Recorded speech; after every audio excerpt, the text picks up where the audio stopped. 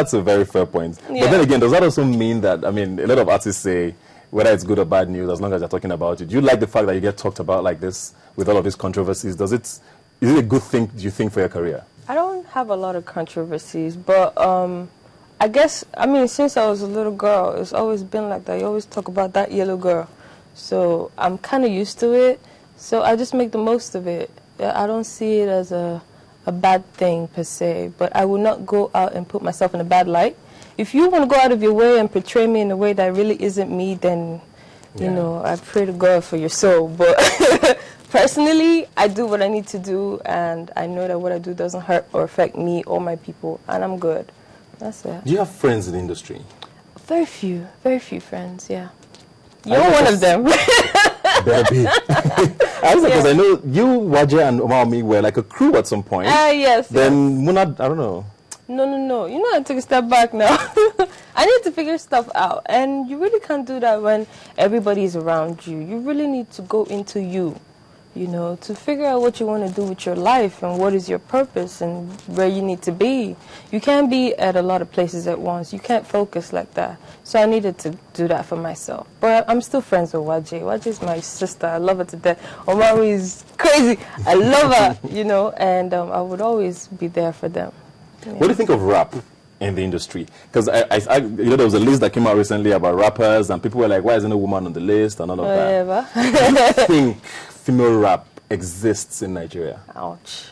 It does, like it or not, it does. It's just unfortunate that we are in a society, or this period that we are in is very, it's very tight because it's hard for females. Very, very difficult for females in the industry. You have a lot to put up with. As a guy, you can get away with a lot of stuff. You can do a lot of stuff, and it's okay because you're a guy. But as a female, you're labeled all kinds of things, and that's not really nice. So it's a problem for us. And for you to actually go on top of that and actually become somebody, then it takes a lot. And I think that females exist.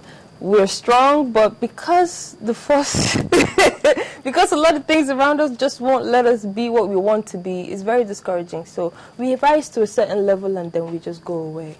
That's what happens. It's quite painful, but that's the truth. Yeah. What do you think, or who do you think your competition is? I don't have a competition. That's such a I terrible. know. I hate when I like Kanye West. Yeah, my competition. No. The thing is, when I started, I didn't think I had a competition. And then everybody started getting into my head, telling me, oh, watch out for this person, watch out for that person. And it became a problem because I started getting insecure. And a lot of things happened. I started gaining weight, you know, a lot of stuff. You don't even want to go there. I became depressed, and people were like, oh, this person, that person, this person, that person. And I'm insecure about it, and it affects me, it affects my music. So I'm like, no, I'm in my own lane, okay? So do what you got to do. And then I realized recently that the people that they were saying were my competition actually are scared of me. Bad chick. No, not because I'm a bad chick or anything, but I mean, they all have their own insecurities too. And I'm like, so why am I afraid when we could all just run this race together and be successful? I am not about to diss anybody. I'm not about to, you know, make sure that somebody dies before I can. I don't want to step on anybody's toes. I'm on my lane. When you come to my lane, then it's a problem. Yeah. It's interesting that you say that, because what just came to me now when you're talking about being in your lane and being a problem. Yeah. And speaking of rap as well, and I'm bringing a lot of things in there. Come on. Is your issue with Mode 9. I know you guys are settled. I remember seeing a picture or something, or you guys tweeted at each other, and I was like, bring it up. are you guys cool now? What do you think of Mode 9? I've always loved Mode 9. We're cool. We've always been cool. That was just what rappers do. That, you know, the media will definitely blow it out of proportion because you're trying to sell. Definitely. But here's what it is. Rappers battle all the time. If you don't agree with something, you say so. You're not supposed to get sensitive about it. You get. But it is what it is, because some people are obviously more emotional than other people. I'm an emotional person too. I got a little bit of Drake in me. Like you know, but yeah, what happened there was just something that needed to happen there. And it ended there. But everybody else just took it out, and they were like, oh, Muna is this, Muna is that. But, I mean, behind closed doors, me and this guy would be sipping champagne. And, you know, cool. Come on. Speaking of, you mentioned Drake. Now, we're going to be singing in your album coming up?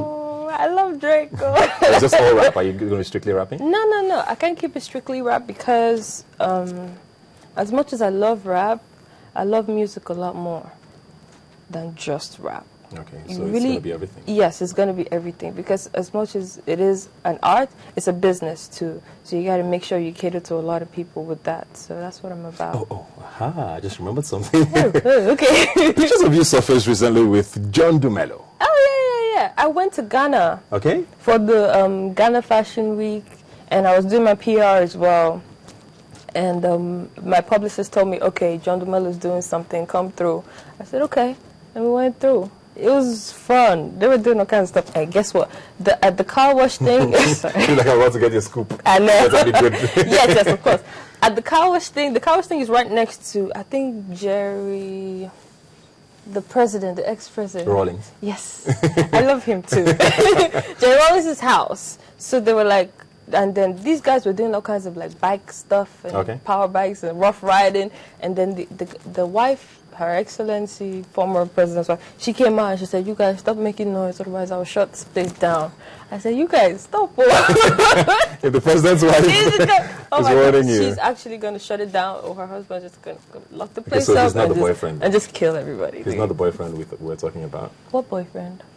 John Dumelo. No, why? Okay, I'm just checking. You are crazy. Finally, now before we go, I just want to get your thoughts on pageants. You were a pageant queen. Yeah. I know you're a tomboy, so you like to not dwell on the pageant parts of your life a lot. But do you think it's something that's going to be sustainable eventually? Because there was a riot again, of protests in Indonesia this year when Miss World, and you had to move the venue again. How long can we continue this for, do you think? The pageant thing? We will continue it up till when... Don't give me a pageant answer. No, I'm good with that. I know. The pageants will continue until plastic surgery is normal. Wow. Okay. When it becomes very normal, there's nothing to contesting anymore because everybody's beautiful. So really, why are you contesting? You get me? Yeah. But it's a beautiful thing. I love pageants. I think, it's fun. And when the girls themselves are not trying to kill themselves, it's a good thing. It's supposed to be fun. It's not a do-or-die affair. Yeah. That's how I see it. Well, thank you very much, Mona. I actually think you're very talented. Thank you. Very talented. I loved your song, Uwaje. I can't wait for your album. Thank so please, you. you better bring out the album. When you say the album is coming out, you don't know? Next year. It will be out next year. Well, so who are you? Anybody you're featuring that we should know? I will feature some people, but right now I really don't want to let that out the bag. Come on, give me a you are so... You should get like a Buka show. You're crazy. But I can't let anything out, I'm sorry. Why not? Because it's not your time. When the video drops, then a lot of stuff is going to be publicized and stuff. Yeah. I actually want to go through a few names now because just very quickly before we go, I talked about rap before and your competition. I want to go through a few names and you give me your honest impression of them. Okay. Eva Alodia. Beautiful. She's beautiful. She's a beautiful artist and she's a beautiful person, yeah. That doesn't qualify her music. What beautiful. Do you mean? It's beautiful. A person for her. I'm talking about everything. It's beautiful. Like when you say Eva, what comes to my mind is beautiful. Yeah. Sasha, intellectual. I love Sasha. She's my cousin. She's not your cousin. I know, but we're related to Beyonce, so she's my cousin, yeah. Chidima is not necessarily a rapper, but I like her. She sort of has this swag that rappers have. Yeah, she does. And she cut her hair, too.